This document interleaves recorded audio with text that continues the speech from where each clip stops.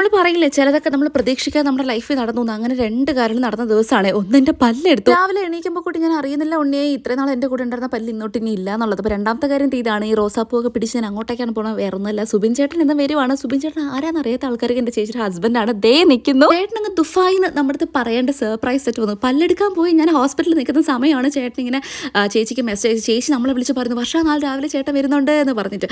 അങ്ങനെ നമ്മൾ അതും പ്രതീക്ഷിക്കാണ്ട് രണ്ട് കാര്യം ഒരു ദിവസം നടന്നു കേട്ടോ. അപ്പോൾ അതിനുശേഷം നമ്മൾ നേരെ വന്ന് പെട്ടിയൊക്കെ പൊട്ടിച്ചു. ആദ്യം തന്നെ മുട്ടായിയൊക്കെ എടുത്ത് പിള്ളേർ സെറ്റിന് കൊടുത്തു. പിന്നെ അതുകൂട്ടി എന്തൊക്കെയോ കാണിക്കുന്നുണ്ട് കേട്ടോ. ഇവക്കുട്ടിയുടെ ഡ്രസ്സൊക്കെ എടുത്ത് ട്രൈ ചെയ്യണം. പിന്നെ നമുക്ക് കഴിക്കാൻ ഇഡ്ഡലി, സാമ്പാർ, വട, ഏത്തപ്പഴം പുഴുങ്ങിയത്, അങ്ങനെ കുറേ സാധനങ്ങളൊക്കെ ഉണ്ടായിരുന്നു കേട്ടോ. അപ്പോൾ എന്തായാലും അടിപൊളിയായിരുന്നു. അതിനുശേഷം നമുക്ക് വൈകിട്ടൊന്ന് വേറെ കുറച്ച് ആവശ്യമായിരുന്നു, നമുക്ക് പുറത്തേക്ക് ഇറങ്ങണമായിരുന്നു. അങ്ങനെ അതൊക്കെ കഴിഞ്ഞിട്ട് നമ്മൾ നേരെ ഫലൂദ നേഷനിലേക്ക് വന്നു. പല്ലെടുക്കുമ്പോൾ നമ്മൾ നല്ല തണുപ്പൊക്കെ കഴിക്കണമെന്നാണല്ലോ അല്ലേ, എങ്ങനെ? അപ്പോൾ ആ പേരും പറഞ്ഞ് ഞാനൊരു ഫലൂദയെ അകത്താക്കി തിരിച്ചു വരുന്ന വഴിക്ക് നോക്കിയപ്പോൾ ഇതേ കുതിരയൊക്കെ കൊണ്ടുപോകുന്നു. നമ്മുടെ പോലീസ് കുതിരയാണ് ഗൈസ്, സാധാ കുതിരയല്ല, പോലീസ് കുതിര. അപ്പോൾ അതും അത് കുട്ടിയെ കാണിച്ചിട്ട് നമ്മൾ നേരെ തിരിച്ച് വീട്ടിലേക്ക് വരികയായിരുന്നു. അപ്പോൾ അത്രയേ ഉള്ളൂ. ടാറ്റ ബൈ.